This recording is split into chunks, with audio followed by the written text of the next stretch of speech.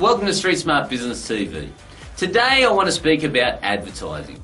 Yeah, normally I refer to it as marketing, but I'm going to talk about advertising today. And why am I doing that? Well, because generally there's two camps when it comes to advertising. You've got one camp that believes in image advertising, and you've got another camp that believes in emotional direct response. Now, I've lived in both worlds. For those of you that don't know, I had a very large air conditioning company in New South Wales. Probably used to spend around about $700,000 or $800,000 a year, and a lot of that was on branding marketing rather than direct response. And until I saw the light, I thought I was doing pretty well. It was great for my ego. I was sponsoring Rosehill Racecourse, you know, all these sorts of things, see my name up there. But I've got to ask you the question, just seeing my name up there in lights, does that get me more money? Or having that sort of recognition of a few people knowing my reputation out there, does that get me more money in my bank account? Well, the truth was no. Okay, now I had a pretty big budget, and even my budget wasn't enough to have the amount of leads come in that occurred when I swapped from my brand advertising to my emotional direct response marketing. See, when I swapped to emotional direct response, the leads probably quadrupled for the same amount of money. And that's largely how it dominated the retail industry. And I want the same thing for you. Now, here's the reality. You've got to understand the importance of marketing. See, marketing influences the marketplace. All right? Now, I know you're aware of this, but I've got to state the blooming obvious for you. Let me give you an example. You see, going back to my era, remember when VCRs first came out? You had the Beta and you had the VHS. Now, do you remember which one was better? Well, Beta had a far better picture than the VHS. But in the end, it was the VHS that actually won the war. Why? Because they had better marketing. They had better systems and a better team there getting the message out. And that's what I want for you. I don't want you to be the Beta that might be the very best business on the block. You might be the very best lawyer, the very best doctor, the very best accountant, and yet nobody knows about you because you haven't got effective marketing happening out there. What I want you to do is be willing to get on your soapbox, let the world know how good you are, and remember the story of the Beta compared to the VHS, because it's a very painful result if you don't get on your soapbox. Now, the reality is that you must have effective sales and marketing, because if you're there and you've got this closed thought and say, oh, I've got to do everything myself, I've got to do everything myself, you're never going to be able to grow a business. You're going to be trapped in a job. We want to help you escape from there. When you realise that it's about the sales and marketing, and yes, you've got to create a bloody good product to deliver, but when you have the sales and marketing nailed, then you're going to see that money flood into your business, but not until then. See, I had a cap. I was at that $1 million mark myself for a very long time until I became the marketer of my business. So guys, just remember, don't be a Beta. Make sure you're a VHS. Get your message out there and use emotional direct response marketing. I know for a fact that the average person, when they get to 65, has 56,000. Let me see, I've written the number down here. It is $55,873 in assets. That's it.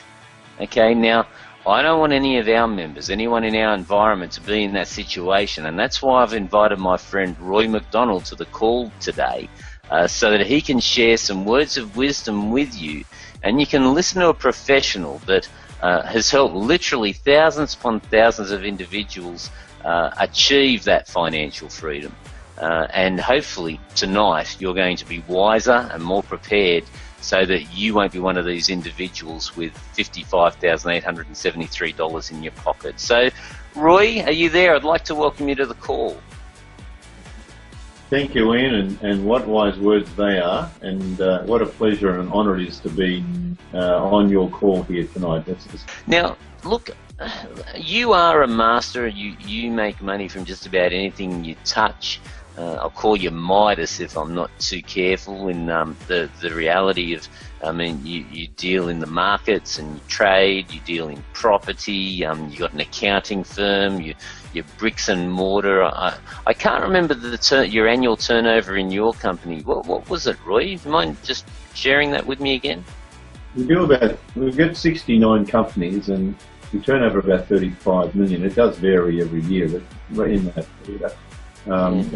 It's still a small business, so it keeps us off the streets and keeps us busy, and we love it, and we love being a product of the product for our clients to see.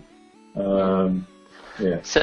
So 35 million turnover, and you've got all the challenges that all business owners have. You've got the staff challenges, you've got delivery challenges, you've got marketing challenges. You walk in our moccasins, and so you're not some academic that's sprouting words you read from a book. You, like us, are street smart, and that's why you're on this call. With all of the people in your dealings and in all of your investments and ways that you use to generate money, what would you say? Do you have a favourite? Do you have a take on where people should be putting their money, what they should be doing? And I know this is a how long is a piece of string type of question, but I really would love an answer of some sort. From many individuals that I know maybe have some payouts that they're getting. So many people are being laid off from work. If any of you are listening, I do sincerely feel for you. Every time I turn around, there's a major factory closing, and I've always had the opinion that the best security is you working for yourself in your own business. But Roy, I'd love your take on it. Should someone be a trader? Should someone be in commercial property? Should they buy their own home? I mean, all of these things. Please give us just a golden nugget from the master and where you think they should be putting their money. Well, again, what a great question. I personally have a favourite, and it's property. I love property, and I worked out when I was a young boy that by watching others, and as I say, success leaves clues, by watching others, that whatever the success was, whether you owned a restaurant or you owned this or that, you end up putting your money into property. So I thought, well, why not get into property to start with, because that's where you're going to end up. So that was my philosophy. I got into real estate. Okay. So Roy, look, I got your book quite a while ago. In fact, that's one of the first things you did when we first met was give me a signed copy of your book, and it's pride of place on my bookshelf.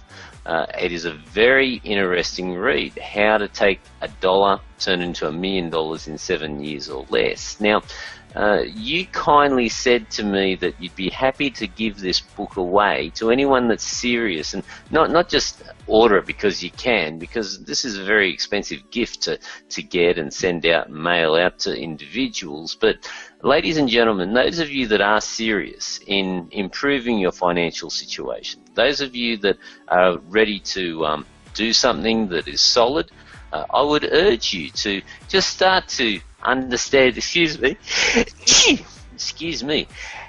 yeah, there you go. Don't you love live and sneezing live? But I'd urge you to take Roy up on his kind offer. Roy's going to cover the cost of sending it to you, but Roy, I think I speak for both of us. Please do Roy the honour of taking the commitment to read it from cover to cover, because I think it'll be one of the best investments of your time. Alright, ladies and gentlemen, it's Q&A time, and Michael takes great pleasure in giving me some doozies. So what do you got for me today? Alright, today we've got Jessica Hitchings. My husband, 2 sons and I have a small 16-hectare banana farm near South Johnson, and there are more bananas being grown than the consumer buys, so they're being sold at less than production cost. And on top of that, we were hit by cyclones Larry and Yazi in 2011. Being very small, we have to sell on the market floor, whereas banana growers can sell green loads straight to the chains for a lot more money per carton than we can. I've been listening to you about marketing differently, but I can't find something different that isn't being used now. Well, Jessica, great question, and Michael, you bugger, it is a tricky one, but here's what I would say to you. Firstly, innovation is key. Work out how you can innovate your product and turn it into something else that your competitors aren't doing. Perhaps into, say, banana baby food. Would that work for you? Or, and this is very serious, Jessica, you've got to make sure if you're not making a profit each month, you don't go deeper and deeper into debt. So you've got to work out where the line is and then draw a line in the sand so that you don't get yourself into deeper challenges. So see what you can do, try to innovate, and if not, work out where that line is and make sure you don't cross it. Until next time, bye for now.